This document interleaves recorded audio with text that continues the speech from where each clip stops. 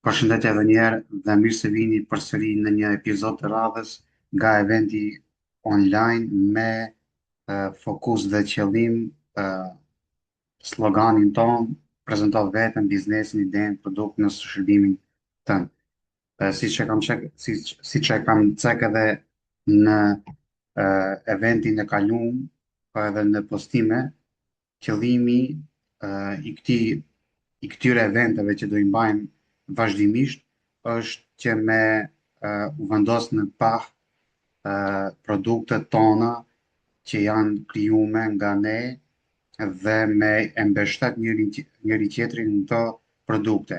Zakonisht për me arrit domethënë sukses në tregun ton, por edhe global, fillimet janë shumë të rënda dhe ka nevojë gjithmonë për një përkrahje mbështetje në çfarë do lloj mënyre. Kështu që mendoj se ky lloj bashkëpunimi që ne bashkarisht e bëjmë është një shtyqje, po edhe një ndihmë sado e vogël ose e madhe qoftë për produktet tona, biznesin ton, shërbimet tona ose veten tonë, çfarë do që kemi. Kështu që nga eventi i parë për prezantim mundësia ishte e hapur që secili me prezentu produktet e tyre ose biznesin ose vetën e tyre. Andaj eventin e radhës që është ky tash dhe eventet e tjera zakonisht përzgjedhjen e bëj unë, e bëjmë domethënë bashkarisht nga Digital Vision Network që me i përzgjedh produktet të disave që janë me të vërtetë shumë të mira, e ndoshta kanë nevojë për më shumë vëmendje edhe suport. Kështu që të ftuar në këtë event i kam i kisha tre persona, mirë po për një arsye që profi Ilber Veliu nuk pat mundësi me qenë prezent, sonte me mua është Florim Saliu nga Lexo 15 minuta.com, një aplikacion dhe një platformë për çdo lexues, për çdo merakli që është lexues i librave e që ka mundësi të ka mundësi domethënë vetëm për 15 minuta me bë një përmbledhje të leximit të ndonjë libri të caktuar. Andaj kjo është një platformë me të vërtetë shumë e madhe dhe e benefiqshme për vendin tonë, kështu që për këtë edhe më shumë do na flasë vetë Florim Saliu.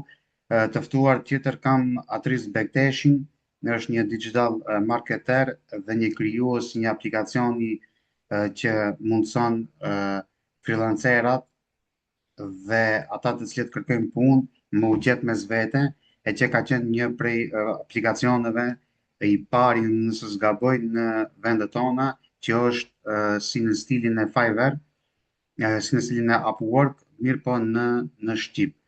Kështu që për këtë edhe më shumë detaje do na flasë vetë Atrisi dhe për detaje tjera do na jap ai më shumë info. Kështu që si fillim pa mos humbur kohë, pas këtyre dy prezantimeve, pastaj do kena hapësirën për diskutim rreth inteligencës artificiale dhe pjesës krijimeve të produkteve me AI toolsat, siç janë ChatGPT-ja, Claudi, Gemini, tjera çfarë ka Replit dhe kështu me radhë, do diskutojmë bashkarisht. Andaj, pa mos humbur kohë, fjalën jap Florim Saliut me na i prezantu Lexo 15 minuta.com. Përshëndetje Florim dhe urdhëro, fjala është për ti. Përshëndetje Ilir dhe përshëndetje të gjithëve juve tjerëve. Do mundohem ta bëj share një prezantim që e kam bërë gati. Po, patjetër. Disabled, host disabled, atë screen Vetëm sharing do e bëj mode. stop share unë edhe tash mund ta bësh ti. Është diçka disabled që nuk mund ta bëj share. Mund ta shohësh në Një moment. se me thënë të drejtën është ere parë që prezentoj në Zoom. Jemi mësuar me këtë Google Meeting. Po, Zoomi është pak më ndryshë, ka disa mirë, po zakonisht në Zoomin e kam shkaku që i bëj rekord edhe Patjetër, s'është problem. Vetëm ta rregullojmë këtë punën e share. ok, këtu është në rregull, vetëm nëse ka mundësi ta provosh edhe një herë, share at entire screen, edhe unë të qap qasje. Po se më del një host disabled attending screen sharing.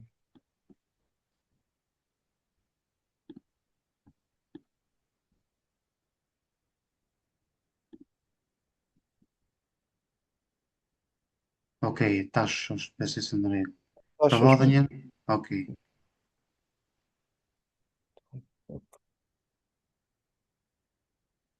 Mendoj se tash e shifni apo? Po, tash dhe më thënë duke. Ok. Kështu në manje 2 minuta vetëm ta prezantoj veten kush jam dhe çfarë kam bërë. Unë jam Florimi dhe kam filluar një rrugtim, le të themi, solo building në janar të këtij viti dhe prej janari deri tash, me thënë rreth 6-7 muaj, kam ndërtuar 4, le të themi, aplikacione, le t'i quajmë dhe software as a service.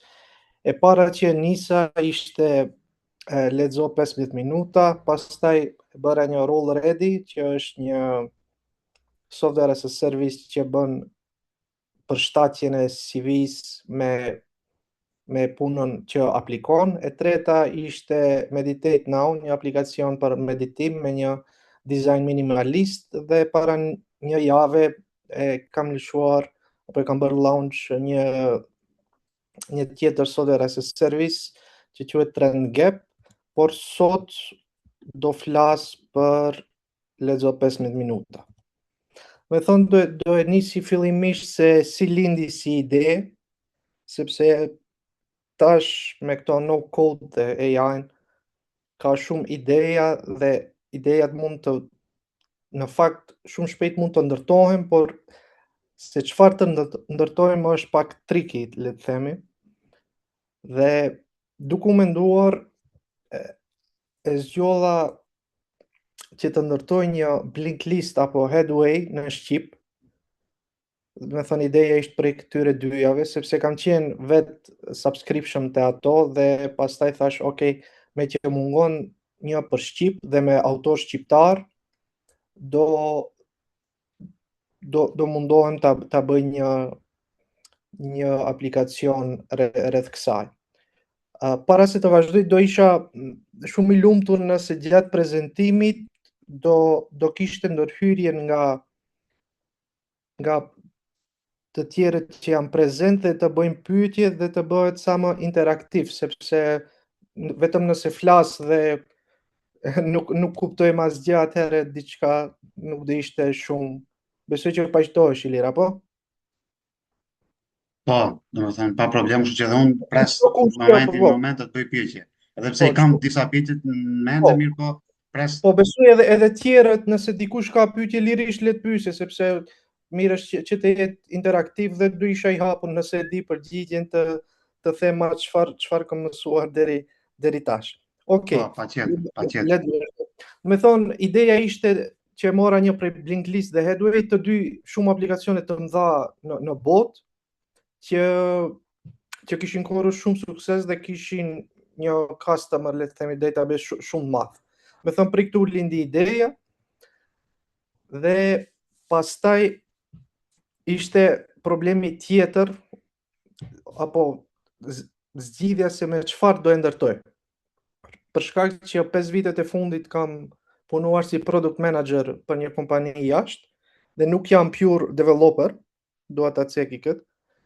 Dhe fillova të interesohem për no code platforms, sepse edhe hype është shumë i madh, sidomos që filloi prej vitin e kaluar, diku korrik gusht me këto të mëdhajat si OpenAI dhe Cloud. Dhe nisa ti testoj një nga një këto no code platforms dhe testova Lovable, besoj që i keni dëgjuar këto platforma, sepse tash janë vetëse shumë të njohura dhe kanë shumë përdorues. Pra testova 4 platforma, Lovable, Replit, Cloud dhe Codex. 2 të parat, le të themi, janë më pak janë më user friendly për njerëzit që janë non-technical, kurse dytat si Cloud apo Codex janë pak më shumë technical. Njëjtë edhe kursor, le ta fusim te kjo listë.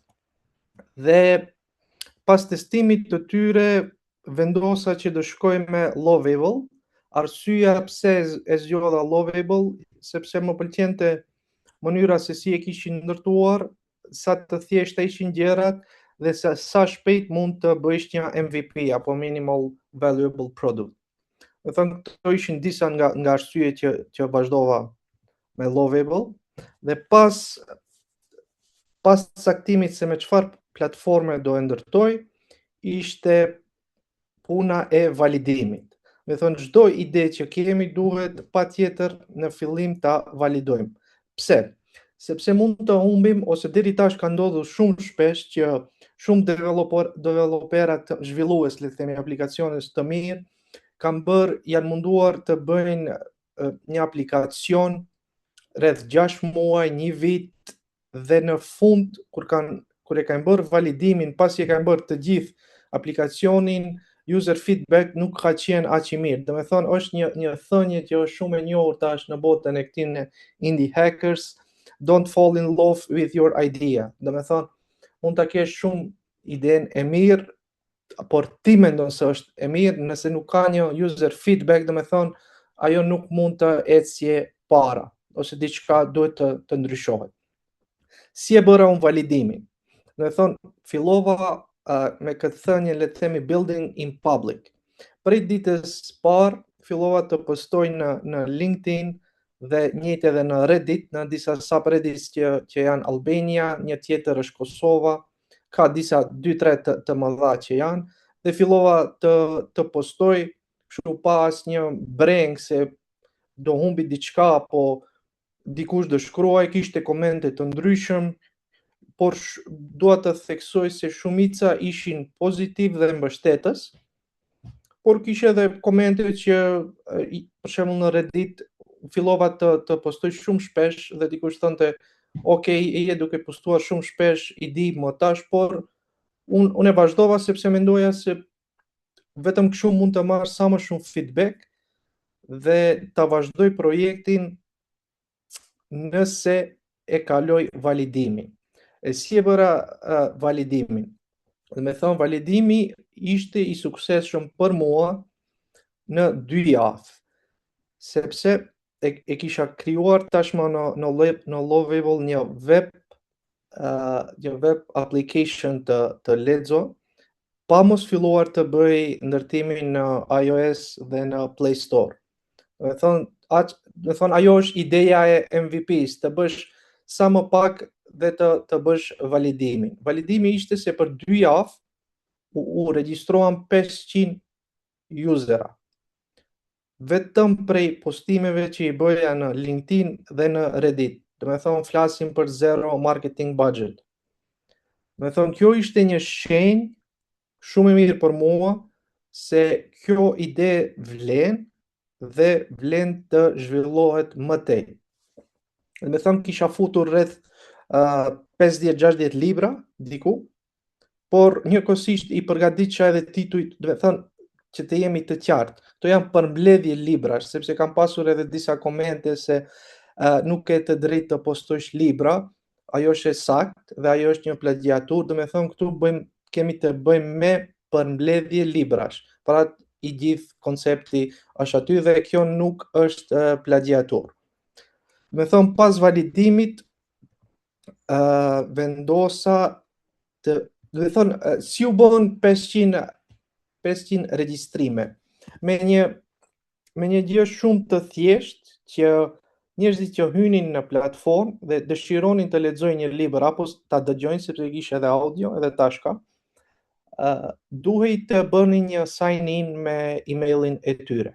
Do të thonë, për të pas qasje të leximi apo dëgjimi, duhej të bëjshin një sign up. Do të thonë, kjo ishte ajo që i mlodha 500 regjistrime dhe kjo tregon se, do të thonë, ideja është solide dhe mund të vazhdohet, sepse asnjëherë nuk mund të matet apo të bëhet validimi me vizitor, sepse mund të kesh shumë vizitor, bounce rate të jetë shumë i madh dhe ajo mund të t'jap diçka të gabuar. Vetëm regjistrimet mund të t'japin diçka më të saktë, sepse ai përdorues që ka hyrë në web, le të themi, është interesuar që të lexojë në këtë rast dhe të bëjë një sign in me emailin e tij apo saj.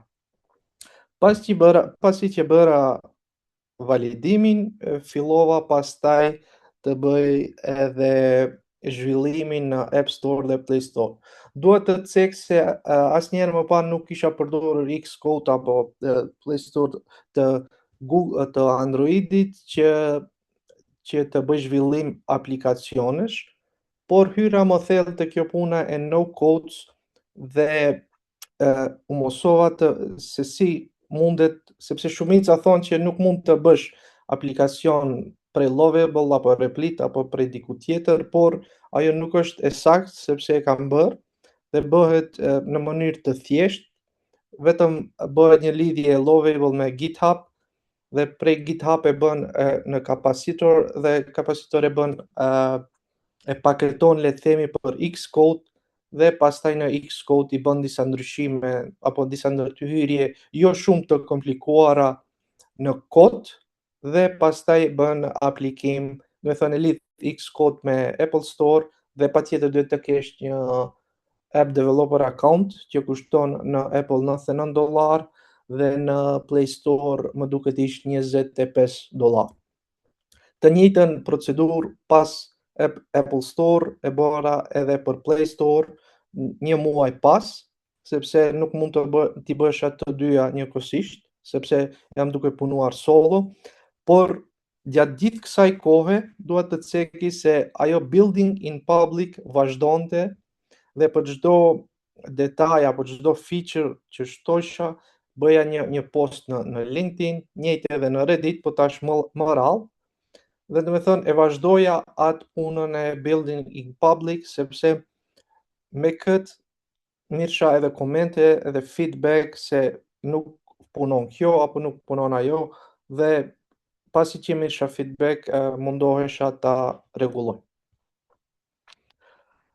Pasi që ishin live të dy aplikacionet edhe në App Store edhe në Play Store, tash vjen ajo që është pak më e rëndë, le të themi tash puna e marketingut apo rritjes, sepse tash është shumë lehtë, jo shumë lehtë, po është shumë më lehtë se sa më parë të ndërtosh, por marketingu nuk është më i lehtë, por mund të themi është më i rëndë se sa më parë.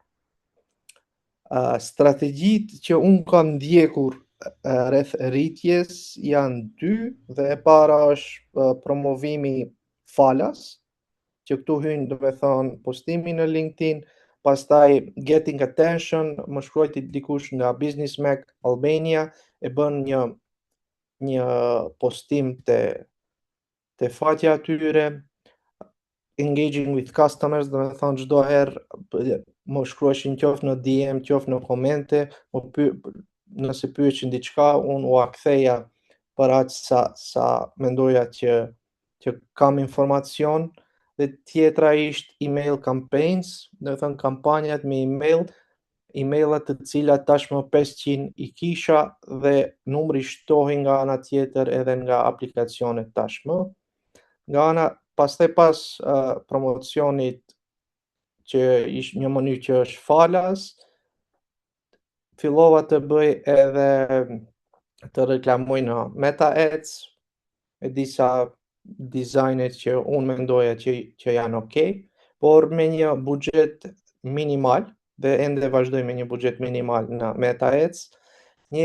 Kam kontaktuar shumë influencers apo content creators, sepse tashmë një mënyrë shumë efikase për të promovuar një aplikacion është të kesh të postojnë aplikacionin tënd disa influencer apo content creators të cilat janë shumë aktiv në Instagram dhe në TikTok. Vetëm i kam marrë çmimet tek influencers, ende nuk kam bërë ndonjë kampanjë live me to, sepse besoj që ende nuk është koha në në atë pikë. Dhe sot, flasim për këtë ditë, momentalisht lexo 15 minuta, ka rreth 5.000 shkarkime bashk Apple Store me Play Store, ku 80% shkarkimet janë në Apple Store dhe rreth 15% në Play Store. Dhe një gjë që është shumë e rëndësishme, se çdo mund që jepet, mundohesh ta kthesh në para, apo le të themi në monetization. Dhe momentalisht lexo 15 minuta, ka 311 abonues aktiv dhe MRR-i është diku te $1.600. Dhe e fundit, sepse nuk doa të zgjatem shumë, por mendoj se i cek ato pikat më kryesore që do ishte interesant i dëgjonin. Dhe në fund, parashikimi është deri në fund të vitit të arrit në $4.000 MRR. Me thonë, kjo ishte gjitha rreth se si është nisur dhe ku jam deri tash rreth lexo 15 minuta. Faleminderit për dëgjimin dhe jam i hapur tash për pyetje. Pa, Florim, falenderojmë shumë për shpjegimin e ngadalshëm, të qartë dhe shumë i kuptueshëm, kështu që si pyetje e parë nga ana im është a ka qenë, domethënë, gjithçka e krijuar me AI? Mund të them që 90% ka qenë e krijuar me AI, por për shembull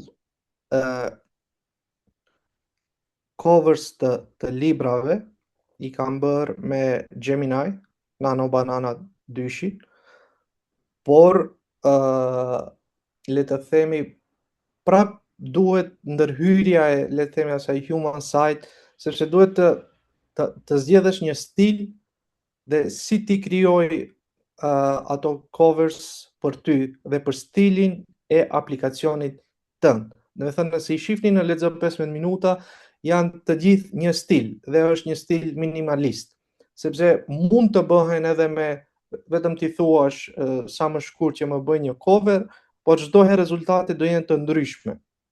E dyta është që përmbajtjet njëjtë janë AI, por i kam edituar një nga një, do të thënë, përmbajtjet e librave, sepse nuk mund të bësh publish direct një gjë që është shkruar nga AI dhe nuk e ka atë prekje njerëzore, le të themi.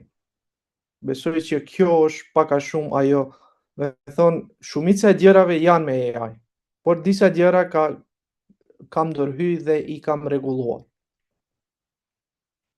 Okej, e qartë. Edhe pjesë e radhës është, jam mendoj se për gjithë ne do jetë ë, e me vlerë, se ndodh që me një kohë dinamike që jena të rrëthum me qindra informacione për inteligjencën artificiale, për projektet, për punën, për këto, gjitha këto, si është punosh vetë, si solo, dhe si e menaxhon kohën për të nxjerrë një produkt të mirëfillt në treg.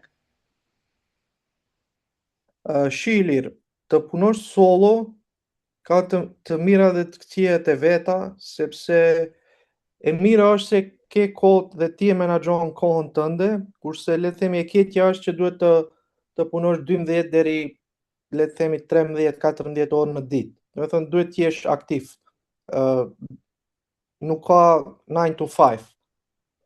Me thënë, shumë gjëra janë bërë edhe 11 ora të natës, në mesnatë, sepse shumë e rëndësishme është kur punon sola, apo kur bën diçka që duhet ti bindish njerëzit që ky produkt ja vlen, është edhe fokusi se çfarë të ndërtosh dhe si ta ndërtosh. Do me thonë, nuk është e njëjta si të jesh në një punë 8 orëshe dhe pak a shumë e dim si do eci procesi. Do me thonë, këtu çdo herë ndron gjatë ditës procesi, apo mund të kujtohet një features që do ishte shumë i mirë për aplikacionin në para gjumit, më kupton?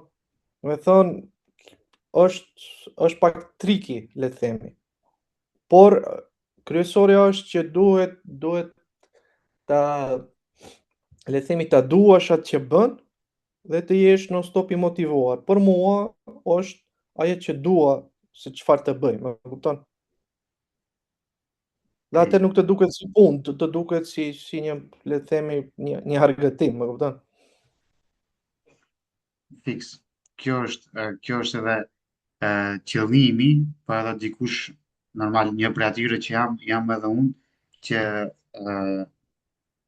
kur të punoj, domethënë ta ngjej se nuk jam të punu, mirë po jam tu e dash atë që e bëj. Mirë po më pëlqen shumë kjo që ke bërë deri tash edhe me produkte tjera, edhe pse produkte tjera shpresoj që t'i bëjmë me një event radhës, me i Po, prezantuar sidomos produktin e fundit, që ka qenë me të vërtet një produkt shumë madhështor për ata që ende nuk e kanë ditë, do e postoj edhe një herë në grup që ta testojnë për edhe të qapin feedback edhe ndonjë upvote në atë kanalin për produktet. faleminderit. Kështu që tash është radha që mos e teproj unë shumë, nëse ka dikush tjetër pyetje për fjorimin, lirisht le të urdhënon.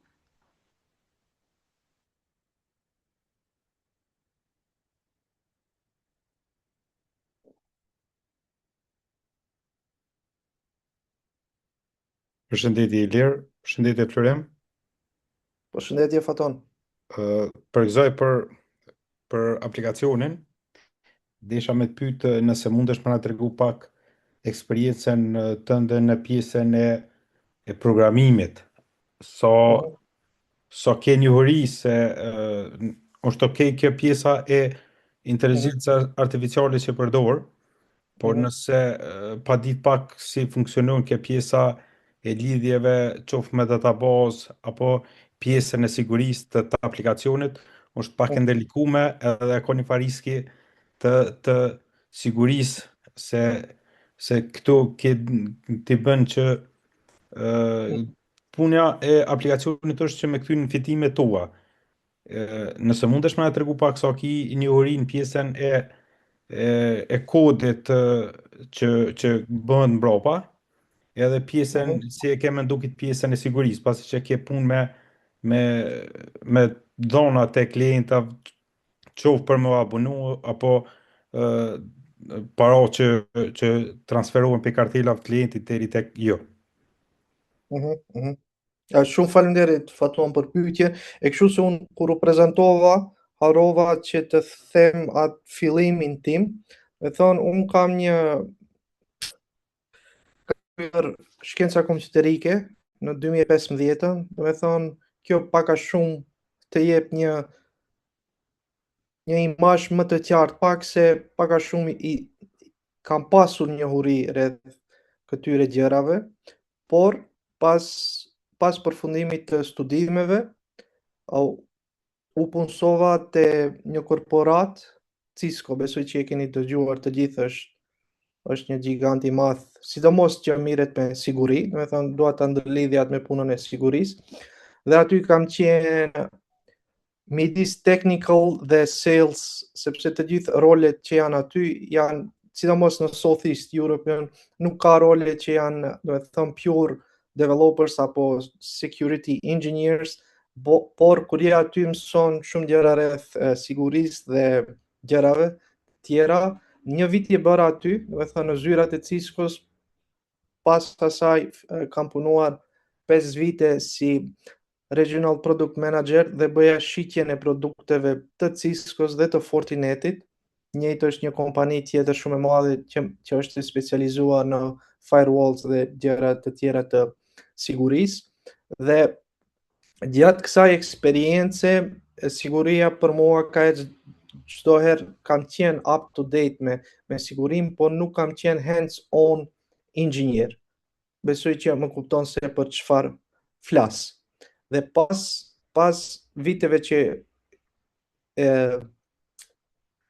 i kryva këto dy punë, 5 vitet e fundit kam punuar si product manager të një firmë e huaj amerikane, ku çdo ditë ke punë me developers dhe le të themi, je në qasje apo e di pak a shumë se për çfarë flitet, si flitet, siguria, databaza dhe të gjithë këto, mos i përmend tash me terma. Do të thonë kam qenë up to date, por nuk kam qenë asnjëherë hands-on developer. Besoj që kjo është përgjigja.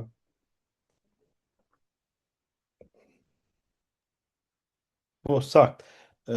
Aplikacioni me çfarë gjuhë është i zhvilluar mbrapa? Mhm. Në për SaaS apo për aplikacion, po flet për Apple Store apo Jo, po Play mendoj, Store. po mendoj aplikacioni para se me dalë në Apple Store dhe Google Play, është i krijuar me një gjuhë programuese mbrapa. Po, Edhe AI-ja, nëse e ka okay. nëse e ka zhvillu me një gjuhë programuese. Është, do të thonë Apple është në Kotlin e bërë. Për në Apple Store, nëse flasim. Okej. Prandaj edhe gjithashtu pjesën e abonimeve ke bën diçka custom apo ke ble produkt gatshëm që e ke inkorporu në app. Jo, nëse ke subscription në Apple Store dhe Play Store, nuk mund të bësh custom, sepse tash janë shumë të rrep të rreth asaj dhe të gjithë sigurinë e pagesave e bëjnë ato. Unë vetëm kam përdorur Revenue Cat, që është një, le të themi, handler midis aplikacionit dhe pagesave. Me thonë, e kam lidhur Revenue Catin me Apple Store nga ana tjetër dhe Revenue Cat vetëm jep permission se ky user e ka bler këtë dhe hap këtë le të themi këtë përmbajtje. Do të thonë steki është Revenue Cat dhe Apple Store. Do të thonë të gjithë pagesat bëhen direkt nga Apple Store dhe nëse merrni aplikacionin dhe të shihni, kur doni të bleni premium, mund ta bleni si të gjithë aplikacionet tjera që janë në botë me një klik, apo tash me Google Pay në Play Store dhe në Apple Store. Tash nuk e di cilat janë të gjitha mundësit, por njëjtë si ble çdo aplikacion tjetër në botë në Apple Store. Besoj që isha i qartë. Do të thonë unë nuk kam të bëj asgjë me punën e pagesave. Nuk mund të shoh asnjë kartë krediti kurrë. Vetëm në Apple Store Connect, që është një platforma që menaxhohen aplikacionet, prej aty vetëm më vjen informacioni se për këtë muaj janë procesuar kaq blerje dhe pas një muaji ato e bëjnë pagesën atyre. Në rregull, faleminderit. S'ka gjë. Okej, nëse ka dikush tjetër ndonjë pyetje, lirisht të përmend. Përshëndetje. Përshëndetje. Atëherë Florin, përshëndetje. Përgëzoj për produktin që ke ndërtuar, është një super ide, sidomos në kohët e sotme që njerëzit nuk kanë durim të lexojnë gjithë librin. Kjo është një mënyrë shumë e mirë, praktike, edhe është super ide, domethënë pëlqen. Pjesa që interesohem dhe desha të pyes, domethënë është pjesa e marketingu, domethënë mënyra se si e ke promovu ti produktin, jo vetëm të lexo, po edhe të tjerat. Desha të di për ty personalisht, sa e rëndësishme është prezenca online. Ti the që ke filluar të postosh në LinkedIn, domethënë, gjatë kohës që e ke ndërtuar si produkt, ke filluar të postosh, ta promovosh vazhdimisht. Sa e rëndësishme është kjo tek pjesa e reklamimit dhe promovimit të produkteve tua jo vetëm për lexo, po edhe për tjerat. Pra prezenca jote online, a ka filluar me lexo me këtë produkt, domethënë, apo ke pasur edhe më parë prezencë në LinkedIn apo dhe në rrjetet e tjera sociale? Okej, falem. LinkedInin e kam pasur rreth 6.000-7.000 followers, po nuk kam qenë aktiv, të them të drejtën. Do të thënë nuk kam qenë minimalisht, kam qenë aktiv. Dhe kur vendosa të merrem me building in public, atëherë nisa të jem aktiv. Dhe a është e rëndësishme prezenca për të lansuar një produkt apo për të bërë një marketing? Besoj që tash në 2026 audienca është gjithçka. Sepse nëse ke audiencë, mund të arrish qëllimet shumë më shpejt.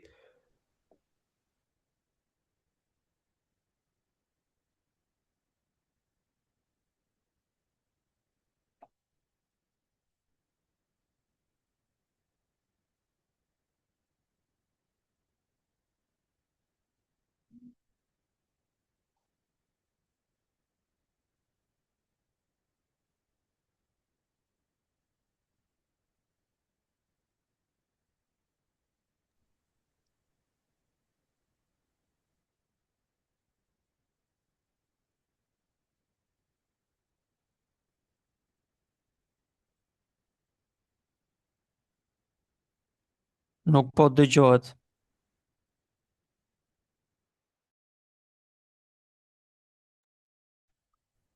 Ndoshta interneti apo ndëgjohet të qirit apo Më dëgjoni? tash po. Tani po. Uçi. Okej, isha duke thënë që prezenca online është shumë e rëndësishme, sidomos tash.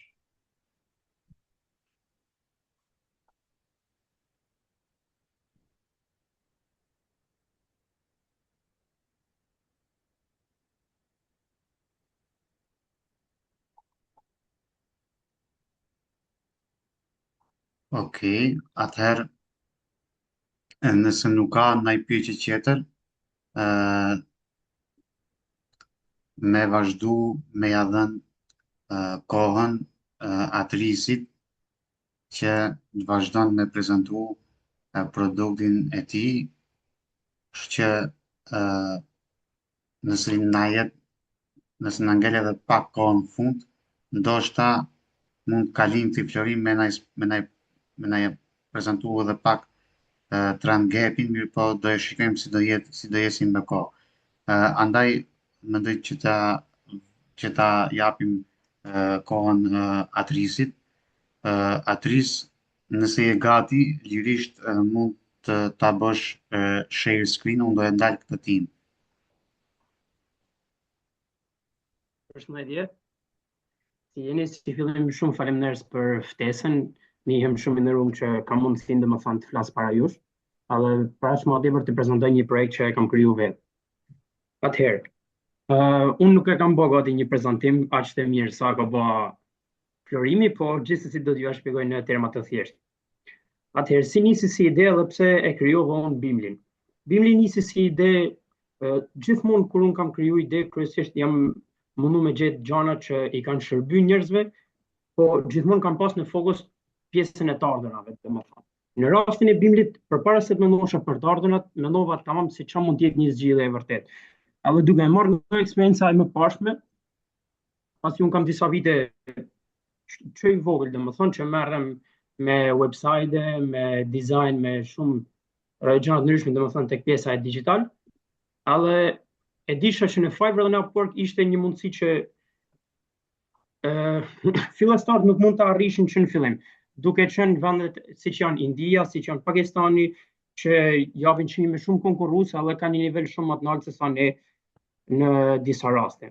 Kështu që thash, do krijoj një platformë e cila mund të shërbejë edhe tregut shqiptar, të krijoj një platformë ku është e fokusuar vetëm te freelancësat shqiptar dhe long term, afatgjatë, domethënë qëllimi është që Bimli të zgjerohet jashtë territoreve të Shqipërisë por vetëm me klienta dhe gjithmonë freelancersit do të qëndrojnë 100% shqiptar.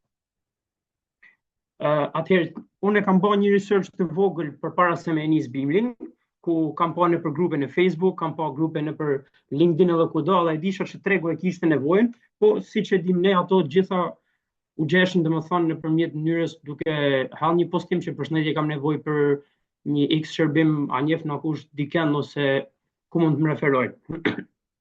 Atëherë ku është ndryshimi ose pika e fortë që të ofron Bimli në vend që, më fal vetëm një sekond i bëj edhe share.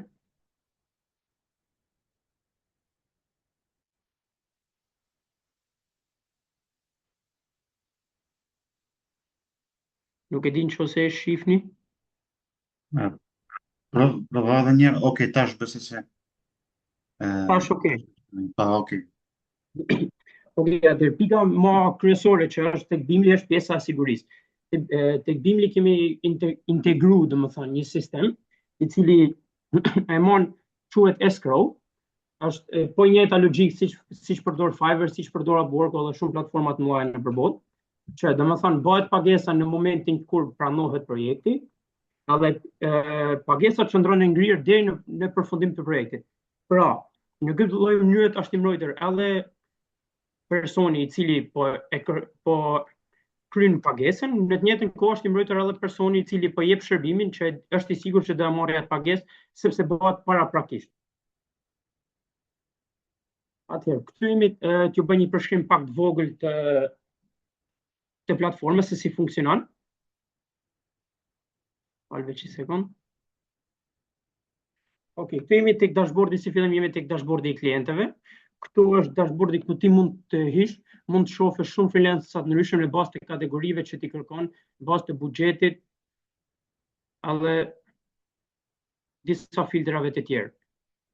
Ne momentalisht numërojmë diku tek 1200 freelancersa të regjistruar, kështu që ka goxha mundësi për me gjetë një person që të përshtatet.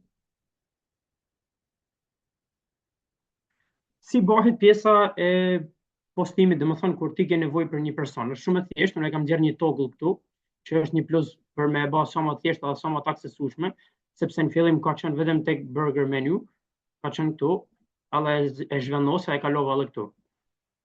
Mjafton vetëm një hapa, do kalosh nga titulli, pra kërkoj një person si në rastin full stack developer për një projekt që ti ke, përshkruan projektin, që çfarë duhet me përmbush personi për projektin, gjell kategorinë në mënyrë që të filtrohet. Pastaj mund të vendoshë skills që dëshiron që klienti, freelancer ti ketë ti zotroj ato skills, pra.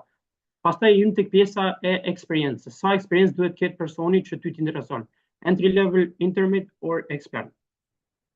Pastaj jemi tek pjesa se sa dëshiron ti që ky projekt të zgjat. Dhe në fund është budget, sa është buxheti jot.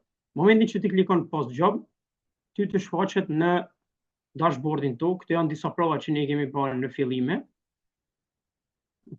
Të shfaqet në dashboardin tonë, tregon se sa active jobs ke, sa pending proposals, edhe cilat janë punët që ti ke postu. Në momentin që të bash post, do të shfaqet tu ku janë edhe punë të tjera, njëkohësisht mundeni edhe me e kthy në shqip, është në të dyja gjuhë domethënë, ku këtu mundesh me pa edhe komplet pjesën ku kërkojnë njerëzit, pra çka kërkojnë një krijim website, përshkrimi, cilat janë aftësitë, cila është eksperjenca që kërkohet, edhe sa kohë supozohet që zgjasë projekti. Këto keni edhe propozime se sa freelancer kanë aplikuar për atë projekt domethënë. Momentin që ti merr një projekt, ty të vinë tek propozimet, ose mund të vinë tek njoftimet, që ne momentalisht nuk i kemi asnjë. Shkojnë tek propozimet. Në momentin që vinë propozimet do të jenë testet të tilla. Pra, si që thash, kjo është një account që ne kemi përdorur vetëm në fillim, vetëm për me bë teste. Në momentin që të vinë do të jenë këto. Edhe mund të shikoni se cilat janë prano, paguaj, refuzojnë. Në momentin që ti e pranon, bën pagesën dhe pastaj kalon tek pjesa ku është escrow, ku pagesa me të ngrime. Për pjesën e pagesave un kam integruar Stripe-in, pra përdorim Stripe-in këtu. Edhe pagesa qëndron e ngrirë në një llogari brenda Stripe-it. Në momentin që ti e ke marrë komplet, e ke marrë punën që ke kërku prej freelancerit, ti mundesh me e bë këtu shënosi të përfunduar. Në momentin që klikon shënosi të përfunduar, Stripe e lëshon pagesën tek freelancësi, të cilit i shkon në llogari direkt, alle mundet me bëu withdraw, alle me i tërheq lek pa asnjë problem, domethënë. Kjo është për sa i përket pjesës klientit që është jam mundu domethënë ta bëj goxha sa më të thjeshtë, sa më user friendly, që me 2-3 hapa të arrish atë që dëshiron. Shumë shpejt pres që të fusë edhe AI, ndoshta që tek përshkrimi i projektit të jetë më i pasurum, ti mund bësh një përshkrim shumë të thjeshtë, domethënë edhe AI e merr e përmirëson atë, edhe ta pasuron përshkrimin në mënyrë që freelanceri që po kërkon, që po aplikon për atë projekt ta ketë sa më të qartë. Okej, këtu do kalojmë tek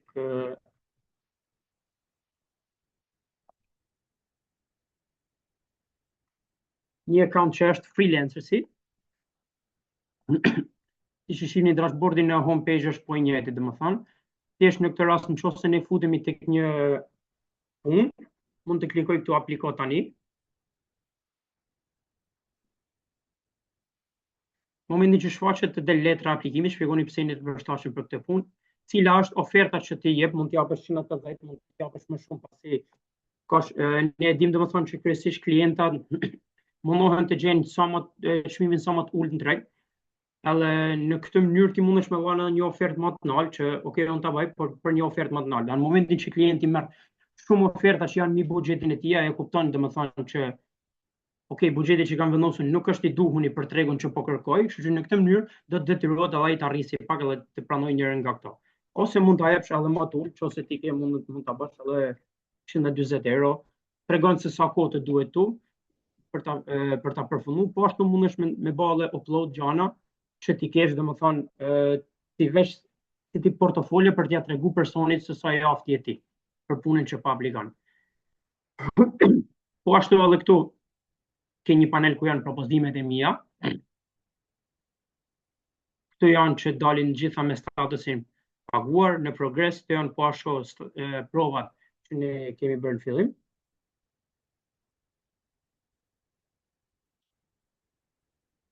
Këtu në ndrysh domethënë ky plusi ndrysh nga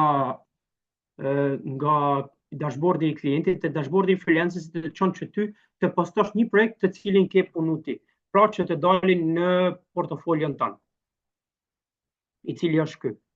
Që momentalisht e kam bosh, pasi ky është që unë e përdori më shumë vetëm për të bërë prova, nuk është se e përdori.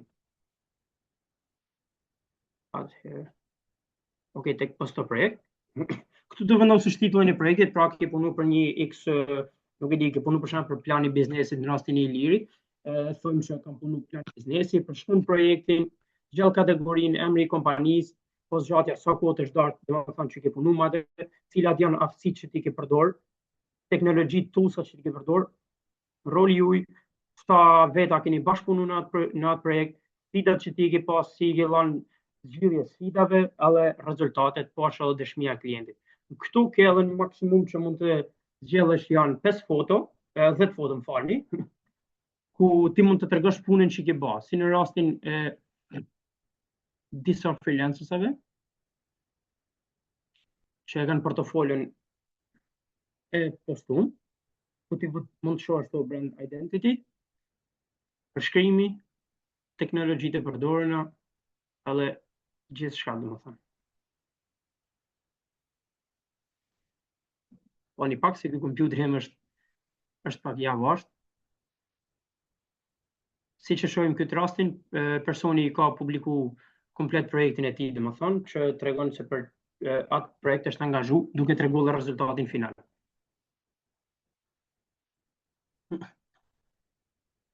Pastaj him tek pjesa e tarifimit. Kjo është pjesa ku është domethënë payment, ku ti merr fitimet e tua, duhesh me bë komplet your payment setup. Momentin që ti klikon continue setup këtu, të çon direkt tek Stripe. Në Stripe ti bën më vonë konfigurimin, po duke qenë që Stripe nuk e njeh akoma Shqipërinë edhe Kosovën, ne kemi gjetë një zgjidhje alternative ku ti plotson të dhënat e tua çdo gjë siç është, por tek IBAN-i nuk do vendosësh IBAN-in tënd që ke shqiptar, pasi Stripe nuk e njeh, do vendosësh IBAN-in që t'jep Paysera. Paysera të pajisë me një IBAN që është lituanez, edhe në momentin që ti e vendos në IBAN-in e 5 erës, nuk është problem, ta merr direkt, edhe mund të vazhdosh lirisht, domethënë me pranu pagesa, me bë withdraw, edhe me të kalu direkt në te wallet i jot në 5 era. Këtu është edhe abonimi pro që është për freelancersat, ku janë 3 të ndryshme. Tek basic subscription kena një provë 7 ditore falës, pasi e plot në aplikacion 5 propozime në muaj, 15% komision mbi fitimet.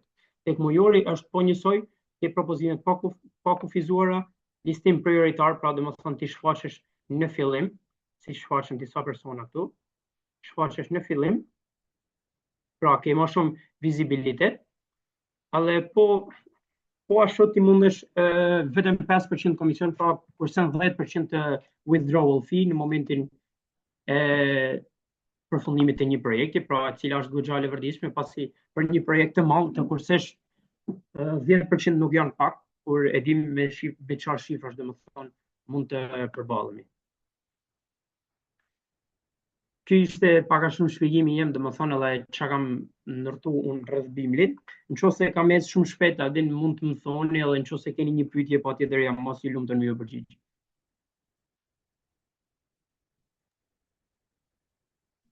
Falenderojmë Atris për shpjegimin që e bëre, ka qenë gjithçka e qartë. Një pyetje sa i përket ndërtimit të kësaj platforme, çfarë tech stack ke përdor dhe a e ke bë me ekip, me AI apo vet dhe gjëra tjera? Jo, këtë e kam ndërtuar bashkë me një mikun tem, domethënë bashkë me një programues. Ai është marrë me pjesën e programimit, unë jam marrë me pjesën e më shumë pjesën e drejtimit, domethënë, sepse kam zgjall interfacin, unë kam punu më shumë me UI, në fali, ku kam treguar se si du që të ketë një dark theme, du që të njihet premium, edhe kjo është ajo domethënë që kam kontribuar në lidhje me krijimin e aplikacionit. Ma vonë pjesën e marketingut është pjesa të cilën e kam mbuluar vetë, duke qenë që edhe e ushtroj si profesion.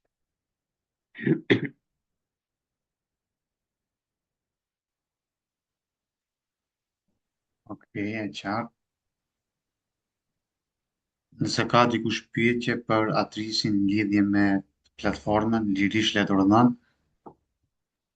Atris, unë kam një pyetje, cilët janë konkurrentët kryesor të Bimli? Është Upwork dhe këta të mëdhajet?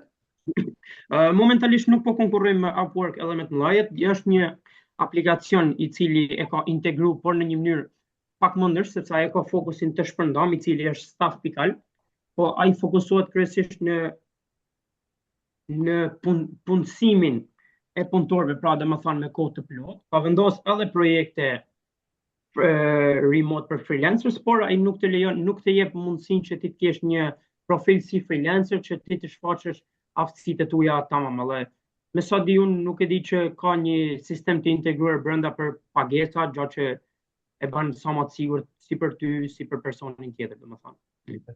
Pyetja e radhës është, cila është target audienca, vetëm shqiptare apo është worldwide? Momentalisht jemi vetëm shqiptarë, në momentin që të arrim në një pikë të caktuar, domethënë një workflow edhe një cash flow të caktuar në Shqipëri, do zgjerohemi. Momentalisht jemi vetëm në Kosovë edhe në Shqipëri. Do zgjerohemi edhe në Maqedoni, edhe worldwide, duke i marrë nga afër, domethënë Itali, Greqi, zonat nga afër derisa mund zgjerohemi në një rënd më të madh, domethënë. Okej, faleminderit. Nuk e di nëse ka dikush ndonjë pyetje tjetër.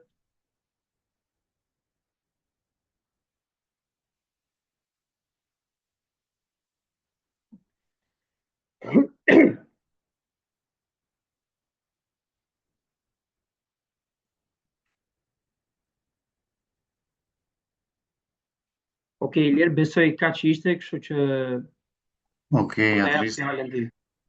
Po, të falenderoj shumë për kohën tuaj edhe që më dëgjoni. Ju falenderoj shumë. Gjithashtu edhe ne të falenderojmë ti për pjesën e prezantimit, edhe shpresojmë edhe unë të uroj nga zemra që me arrit sukses ky aplikacion dhe ky platformë, e sidomos si fillim me u njoft shumë në tregun tona shqiptare, edhe më u përdor sa më shumë, po edhe prej neve sa do pak ndihmë të vogël me pas Në moment që kemi në projekt ose diçka, me e postu edhe me apliku normal për ndonjë projekt që me e bo dhe më thënë sa më të fuqishme si platformë edhe me e fut në treg sa më shumë. Shumë faleminderit. S'ka përse, sa i përket tash karit gati 1 orë, nëse dikush, nëse dikush ka diçka me shtu ose me tregu, kalim thi 5 minuta, ndoshta lirisht le të urdhënon, e ka mundësinë që nëse mundet lirisht ja japim kohën.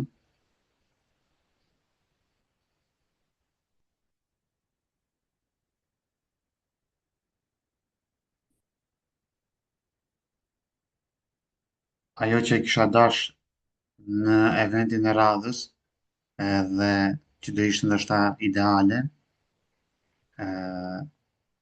do ishte mirë për shembull me bë një prezantim që me kriju ose me zhvillu një platformë jo komplet, mirë po vetëm me i rëndit ato hapat kryesor, edhe konceptin kryesor, strukturën kryesore, se si ndërtohet një SaaS apo një web aplikacion prej zero, mirë po komplet tjetë me inteligencën artificiale. Pse? Sepse tash, domethënë, i kena mundësi që me kriju diçka që dikur para ndoshta 5-6 viteve o dash për shembull një ekip e tërë 5-6-10 persona me nxjerr një produkt për vite ose për disa muaj, e tash e kena mundësi ndoshta maksimumi 1 javë, 2 javë, mund të bëjmë një aplikacion edhe mund ta shpërndajmë më njëherë. Kështu që do ishte ndoshta e duhur me bë këtë që me pas edhe ne më të lehtë të ardhmë, sepse tash e kena të lehtë me e kriju një website ose diçka me AI, thjesht e jep një prompt, mirë po nuk është qëllimi vetëm ta japish promptin, sa është qëllimi si fillim me e kriju konceptin, strukturën edhe idenë fikse çka dëshiron të arrish dhe çka ky aplikacion ose ky website çfarë probleme do zgjidhë, jo vetëm për dizajn, sepse për dizajne, do të thënë, ka plot e plot. Nuk na duhet neve bukuria e dizajnit, sa na duhet se çfarë probleme zgjidh edhe sa do i hinë në punë userave ose tjerëve. Kështu që këtë pjesë mendoj se do e kem target muajin e ardhshëm, që do e bëjmë eventin e tretë në episodin të radhës. Kështu që tek epizodi i radhës kisha dëshirë që përsëri Florimin me pas si folës me na i tregu më shumë detaje një prej projekteve TrendGap, ajo që është një produkt shumë i fuqishëm edhe shumë një ide briljante, kështu që unë e kam testu edhe më ka pëlqy ekstrem shumë, mirë po këtë produkt ndoshta për me arrit fuqinë më shumë mundemi bashkarisht mi dhanë edhe review-sa, po edhe me përdor, po edhe Florimi mund na i bënë një prezantim që si e bëri për lexo 15 minuta, kështu që mund ta bëj edhe për këtë produkt të radhës. Kështu që mendoj se do ishte shumë mirë për eventin. Po, patjetër, nuk është problem. Okej, super. Atëherë, mendoj se mos e të prej shumë pjesën e zgjatjes.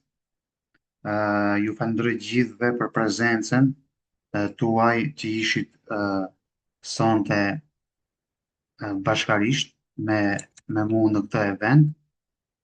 E i falenderoj folësit, Florimin dhe Atrisin, që normal e bën sa më të mirë këtë event. Shpresoj që ky event, kjo seri të zgjas me muajt e tërë dhe vitet e tëra, që edhe këtë e kam sinin që mos e ndal asesi, në se cilën muaj, në fund të muajt, të ketë nga një event që ne, domethënë, bashkërisht do takohemi, t'i ndajmë idejat, projektet tona dhe këtu domethënë lindin idejat edhe bashkëpunimit, kështu që unë prej këtyre eventeve kam pas ekstrem shumë bashkëpunime, shumë të mira, edhe mendoj se bashkërisht do kena edhe shumë gjëra tjera në të ardhmen, kështu që mendoj se nuk do t'i humb asim as pak të takime. Grupin në WhatsApp tash e kemi bashkërisht, është grupi jonë i përbashkët ku ne mund ta shfrytëzojmë bashkërisht përritjen e projekteve, produkteve tona, kështu që edhe ati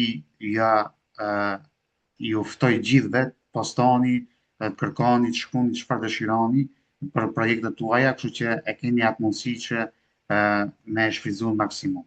Andaj edhe njerë ju falenderoj shumë nga zemra për prezencën deri tash, kështu që shihemi në eventin e radhës që do e mbajmë muajin tjetër.